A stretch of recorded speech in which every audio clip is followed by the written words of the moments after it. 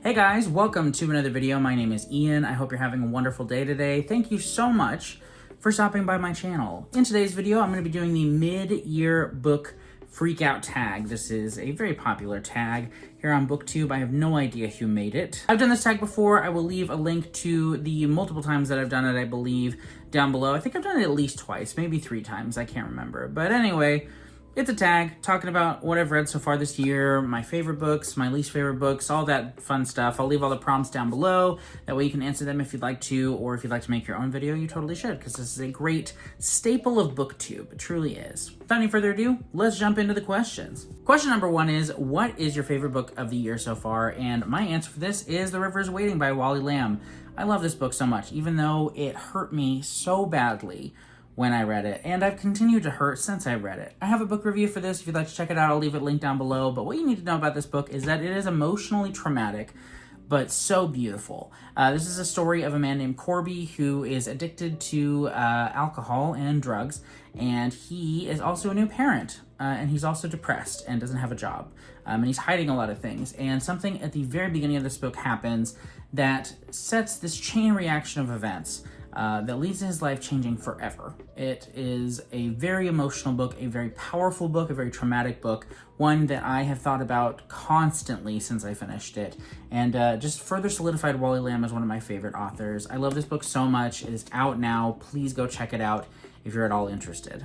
Question number 2 is, what is the best sequel that you have read so far this year? And for this one, I'm gonna call it a tie between Black Veil, book 4 of the Green Rider series, and Mirror Sight, book 5 of the Green Rider series. You guys don't know this yet, unless you have been looking at my Goodreads and or talking to me on Discord, but Green Rider has taken over my life. I have read 3 books in the series this month alone, books 4, 5, and 6, and I gotta tell you, this series rocks.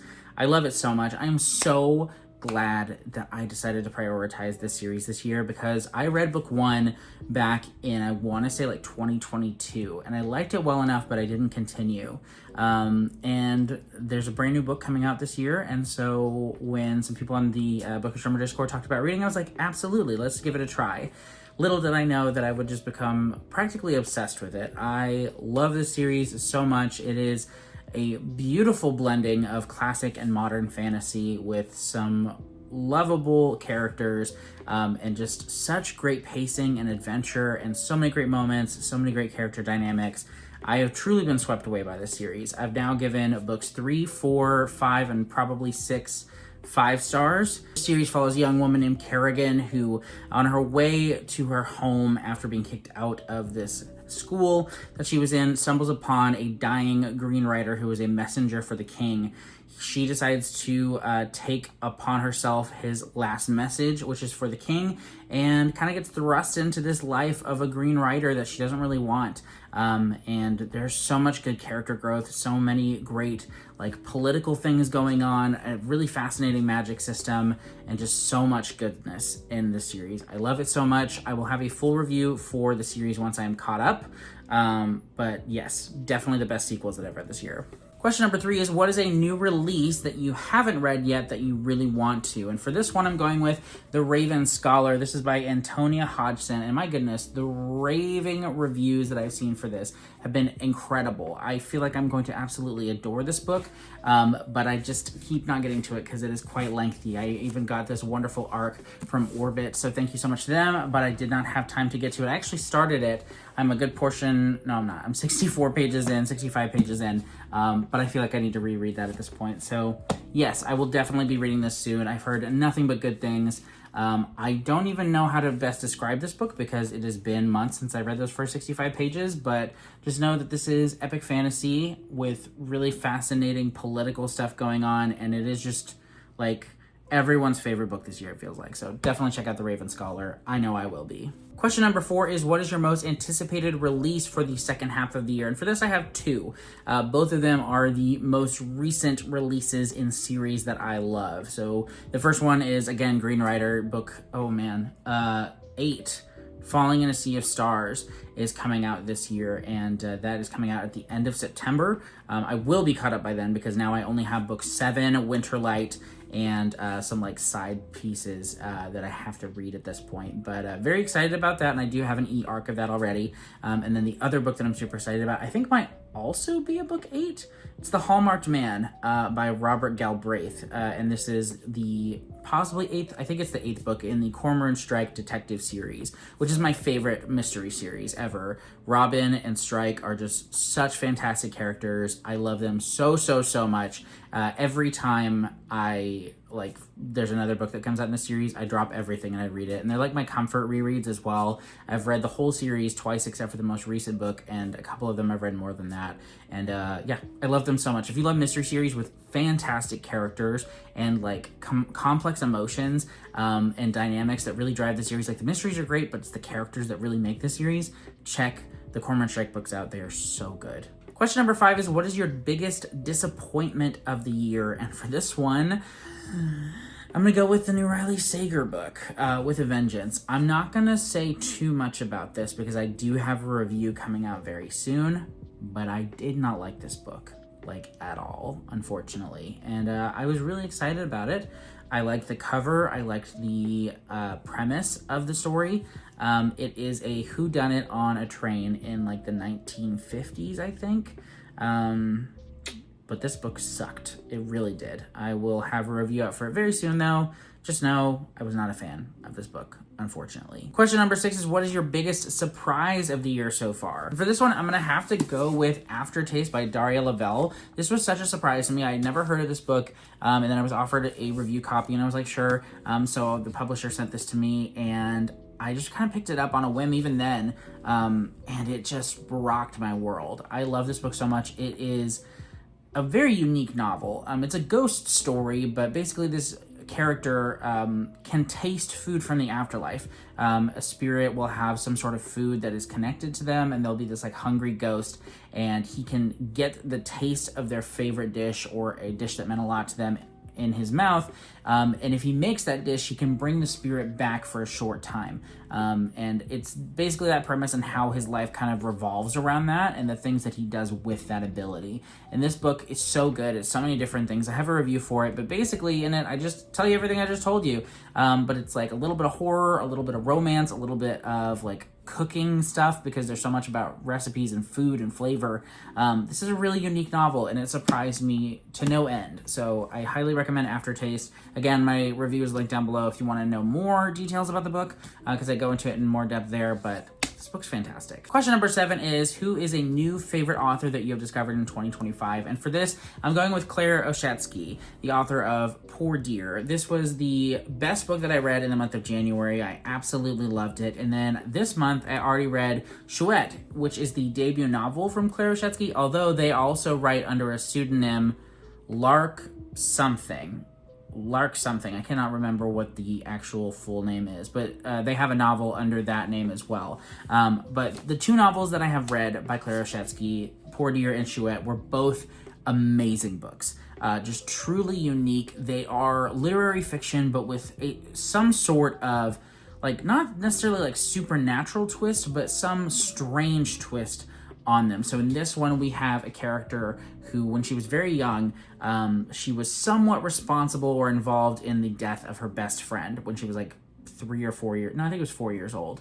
And it's about her grief and the blame around the death and everything, and all of this trauma that she carries with her as a result of it. And it is manifested through Poor Dear, who is this creature that kind of sits in the corner of every room she's in and just whispers to her about how she needs to tell the truth. So that's a really interesting kind of twist on this story. And then Chouette is about a woman who is convinced that she is pregnant with a baby owl. And it's a very interesting story that I feel like can be interpreted in a lot of different ways, but it has so much to say about being a parent and how raw and natural and almost animalistic that is, and how it kind of strips you of a lot of things that make you yourself, and just kind of is very, very dehumanizing at times, but is also beautiful and unique and challenging. It's a very strange novel. Both of these novels are really strange, but I thoroughly enjoyed both of them, and I cannot wait to read the other novel that this author has written. So, and they also have a novel coming out in January, I think, or February, that I'm very excited about also. So yes, Claire Shetsky, definitely my new favorite author that I've discovered. I've read a handful of other authors where I've read like one book by them and I really enjoyed it, but I haven't read anything more. Claire Shetsky, at this point, I am so impressed by both of the books that I've read. I will read anything that they write at this point, just to see like what weirdness they bring to the table. So very much recommend Claire Shetsky. Question number 8 is, who is a new favorite character that you've discovered in 2025? And for this, I'm going with Amber Hill from the Green Rider series. This is a character that wasn't introduced until book 3, The High King's Tomb, but as soon as he was introduced, I was immediately interested in his story. He makes quite an entrance in the book, and from then on, I was just so curious to see where his story was going to go, his backstory, and his motivation, and so much, and I gotta tell you, I could not have guessed where his story was going in books 4 and 5 in particular, and I'm so excited to see where his story goes in the future. So Amber Hill, such a great character. There are so many great characters in the Green Rider series, but I had already read about a lot of them in my first read of book 1. He doesn't come into the scene until book 3, which I read for the first time this year, so he definitely is one of my new favorite characters. Loved him so much. The next question is, what is a book that has made you cry in 2025? And there's actually only one book that has made me cry an actual tear, and that was The River is Waiting by Wally Lamb, but there's another book that came very close and got me quite emotional, and that is My Friends by Frederick Bachman. This is another book that I have a review out for. I think this book is absolutely gorgeous.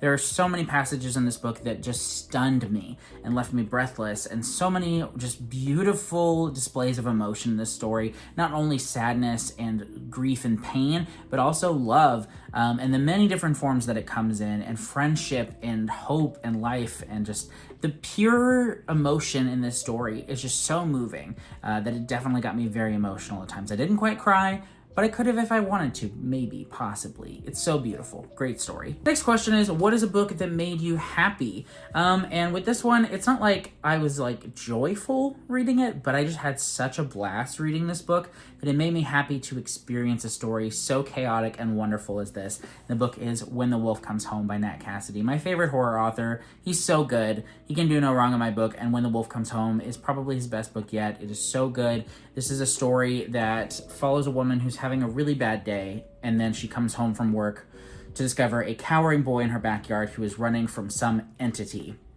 that I won't get into, but you can make some guesses. Could not have predicted where this story was going. It is so wild and fun and just blew my mind, and I had such a blast with it. Nat Cassidy is so ambitious in this story, and he really pulls it off. This book made me happy to read. Really, really good. Pretty dark, but really good. Next question is, what is the most beautiful book that you have bought or received this year? I'm not crazy about like buying special editions or anything, so I don't really get any of those. However, I did just receive an ARC in the mail today that has a pretty sick cover and a book that I just love holding in my hands, and the book is King Sorrow by Joe Hill. This is a chunky book, like almost 900 pages, I think. Yeah. I'm really excited about this. It is Joe Hill's latest horror epic. I don't know very much about this other than that there's dragon. I don't even think it's dragons, it's dragon. So very excited to read this book. It's gonna take me a while, but I'm very excited about this. And this comes out in October of this year. So beautiful, so nice. Thank you so much to the publisher, William Morrow, for this advanced reader copy. And the final question for today is, what book do you need to read before 2025 is over? There's so many books that I could pick, but I'm going to be honest and pick one that I feel like I'm definitely going to read, and that is The Heavenly Table by Donald Ray Pollock. I started this book, and then I just needed something a little bit more cheerful, so I put it aside, but I love Donald Ray Pollock so much. I've read his other two books, The Devil All the Time and Knock 'em Stiff. Both of those were 5 stars for me, and I know I'm going to love this book as well, so I will definitely be reading this when I'm in the mood for something really gritty and twisted and amazing. So cannot wait to read this book. We'll definitely be reading this in 2025. Thank you so much for watching. Let me know if any of these books sound interesting to you, or if you have read them and agree with me on them. Lots of great books this year, guys. Lots of great books. Lots of great new releases as well. It's a banger year. It really is. But thank you so much for watching. I hope you enjoyed, and I will see you in the next video. Bye!